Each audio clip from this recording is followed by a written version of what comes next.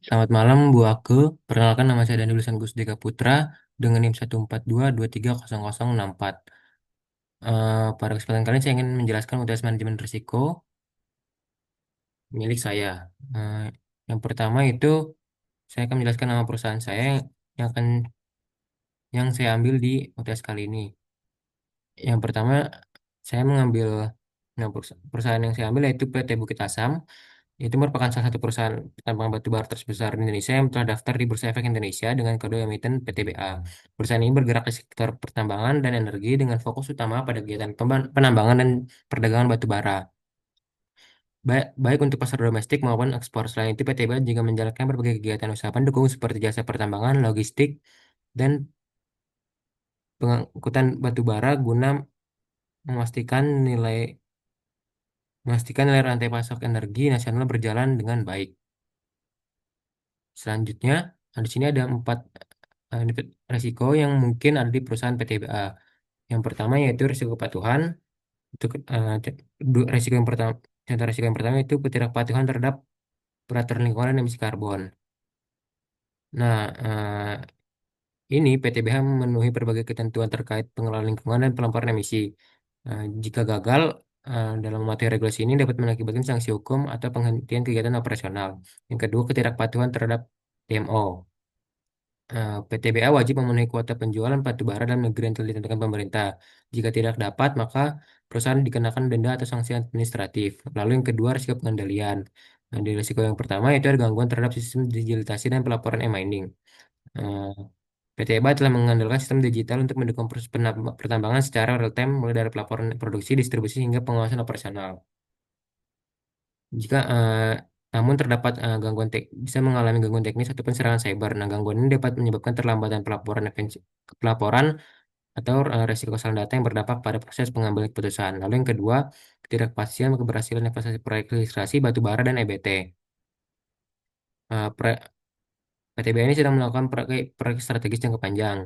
Proyek-proyek ini sangat dipengaruhi oleh faktor teknologi atau kebijakan pemerintah. Nah, jika proyek ini tidak berjalan secara rencana, maka perusahaan dapat mengalami kerugian investasi yang besar dan menghadapi hambatan dalam strategi diversifikasi bisnis. Lalu yang resiko yang ketiga itu resiko bahaya. Untuk resiko yang pertama itu adalah kecelakaan kerja di area tambang. Nah, jika hal ini terjadi, dampaknya bisa berupa cedera atau korban jiwa atau kerusakan peralatan. Nah, ini bisa em, berdampak hingga kerugian finansial dan juga reputasi yang signifikan. Lalu yang kedua, pencemaran lingkungan.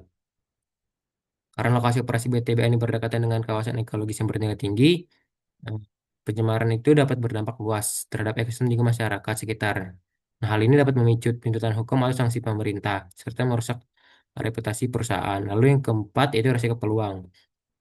Untuk contoh risiko yang pertama yaitu pengembangan hilirisasi batu bara menjadi artificial grafit dan anoxide anoxide.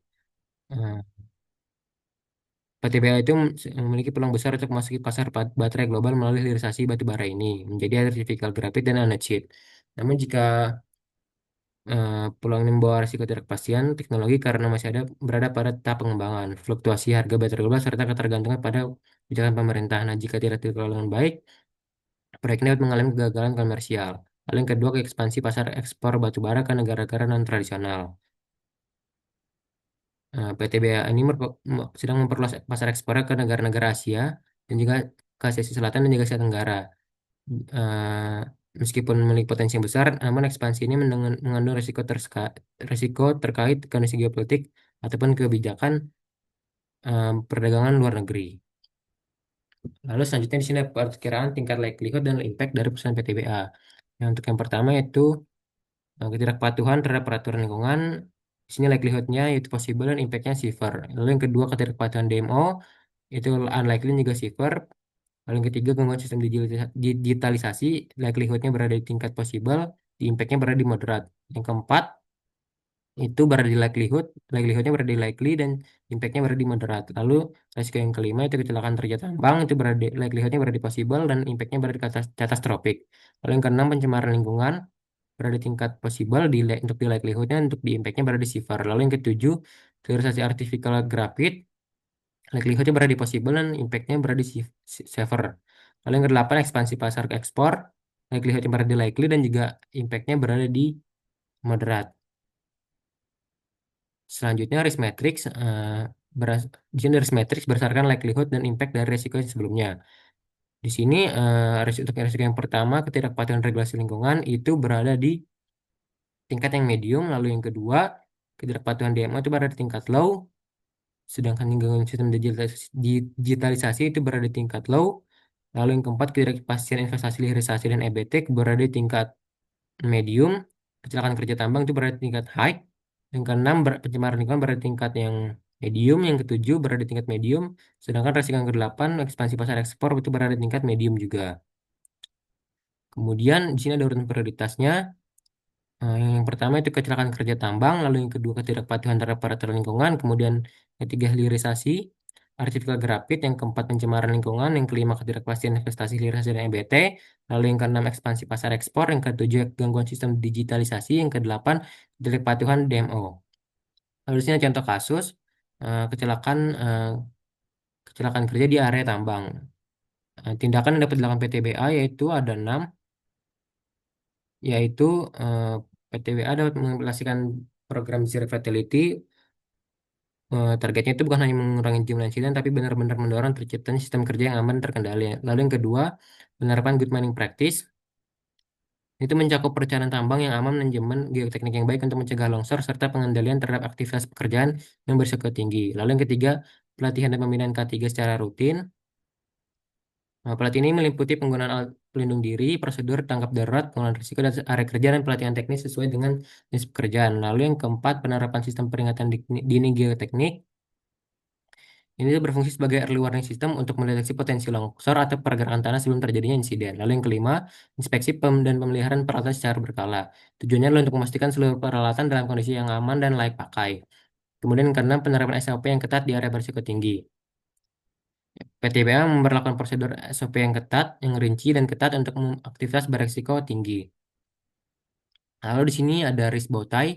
Eh, Risk bow tie yang saya ambil yaitu dari hazard risk, yaitu kecelakaan kerja di area tambang. Untuk sumbernya itu yang pertama operator kurang terlatih, kemudian preventatif barirnya memberikan pelatihan dan sertifikasi operator dan pengaturan jam kerja. Lalu yang kedua, untuk sumbernya itu kurangnya pengawasan koordinasi lapangan, preventatif barirnya penerapan sistem komunikasi dan koordinasi lapangan yang jelas. Lalu yang ketiga, gangguan teknis pada alat berat, untuk preventatif barirnya pemeriksaan harian alat berat.